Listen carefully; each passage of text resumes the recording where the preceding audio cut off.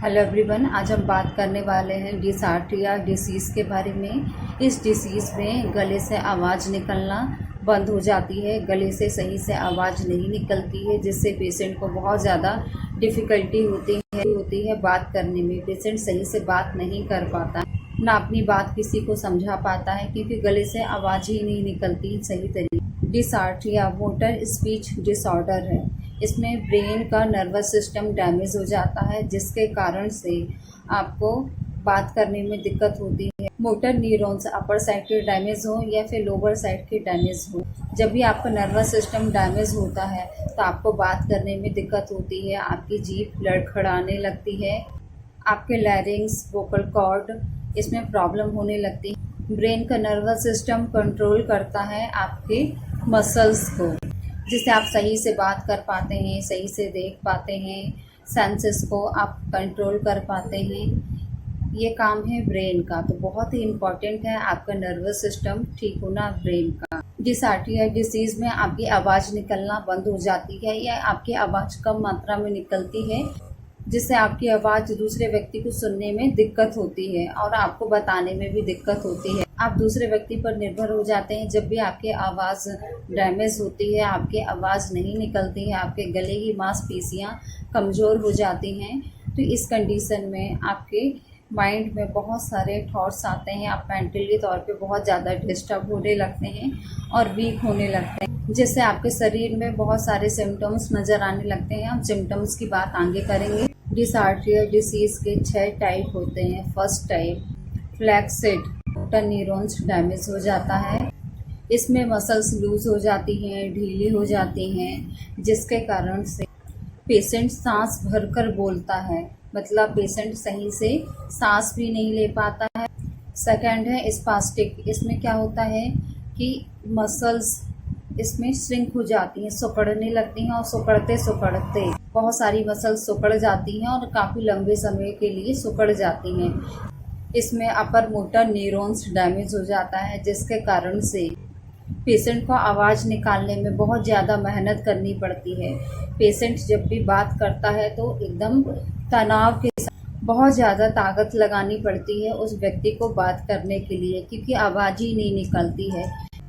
हल्की सी आवाज़ निकलती, ज़्यादा आवाज़ नहीं निकलती है। तीसरा है एटैक्सिक। इसमें सेरेबेलम डैमेज हो जाता है, जिसके कारण से पेशेंट को बात करने में दिक्कत होती है, शब्दों का उच्चारण सही से नहीं कर पाता है, शब्दों का उच्चारण करने में बहुत ज़्यादा तकलीफ होती है। चौथा टाइप है हाइपोकाइनेटिक। इसमें क्या होता है कि बेसल गैंग्लिया डैमेज हो जाती है, जिसके कारण से पेशेंट की बहुत मध्यम आवाज़ आती है, बिल्कुल आवाज़ नहीं निकलती है। कहने का मतलब ये है बहुत स्लो आपको सुनाई देगी। पांचवा है हाइपोकाइनेटिक। इसमें भी बेसल गैंग्लिया डैमेज हो जाती है, जिसके कारण से पेशेंट की आवाज़ बहुत ज़्यादा स्लो निकलेगी या बहुत ज़्यादा तेज निकलेगी, मतलब बहुत जम के पेशेंट बात करेगा या फिर बहुत धीरे से बात करेगा, बहुत तेज़ आवाज़ निकलेगी या फिर धीमी आवाज़ निकलेगी। लास्ट है छठवा मिक्स। इसमें क्या होता है कि अपर मोटर न्यूरॉन्स भी डैमेज हो सकता है, लोअर मोटर न्यूरॉन्स भी डैमेज हो सकता है, या फिर हाइपोकाइनेटिक कम आवाज़ भी निकल सकती है और तेज आवाज़ भी निकल सकती है। मैंने आपको जो टाइप्स बताई हूँ, इनमें से कुछ टाइप्स आपको एक साथ प्रेजेंट मिल सकते हैं पेशेंट की बॉडी में। हम बात करते हैं पेशेंट के सिम्टम्स के ऊपर। पेशेंट के सिम्टम्स पेशेंट की कंडीशन के ऊपर डिपेंड करते हैं। पेशेंट को डिसार्ट्रिया बीमारी कब से हुई है, कितना टाइम हो चुका है, पेशेंट की स्टेज कौन सी है, मतलब फर्स्ट स्टेज है, सेकंड स्टेज है कि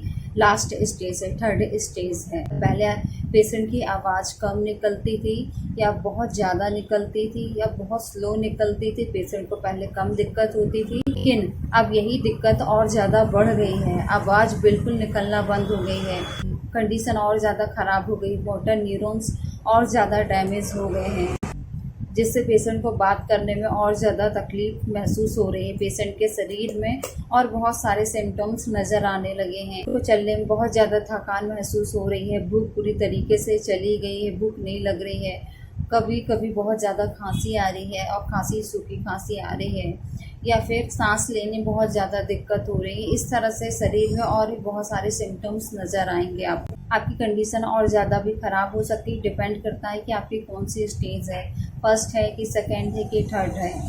अब हम बात करते हैं होम्योपैथिक मेडिसिन के ऊपर कि डिसआर्ट्रिया डिसीज़ हो जाती है तो कौन सी दवा आपको लेनी है होम्योपैथिक में। अधिकतर डिसआर्ट्रिया डिसीज़ ओल्ड एज में होती है और मोटर न्यूरॉन्स डैमेज हो जाते हैं, तो इस कंडीशन में आप बेराइटा कार्ब होम्योपैथिक मेडिसिन का इस्तेमाल कर सकते हैं।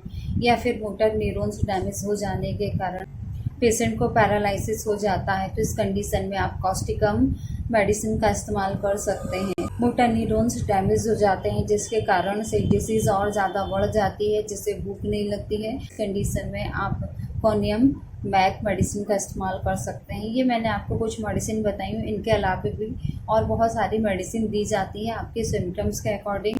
जब भी आपको डिसआर्ट्रिया डिसीज़ होती है तो इस कंडीशन आपकी हिस्ट्री ली जाएगी। आपकी हिस्ट्री लेने के बाद आपका ब्रेन का MRI होगा और भी आपकी जांचें होंगी, और जांचें हो जाने के बाद जो डायग्नोसिस निकलेगा, जो पैथोलॉजिकल कंडीशन निकलेगी और जो आपके शरीर में सिम्टम्स नज़र आएंगे, उसके अकॉर्डिंग और भी मेडिसिन आपको दी जा सकती है।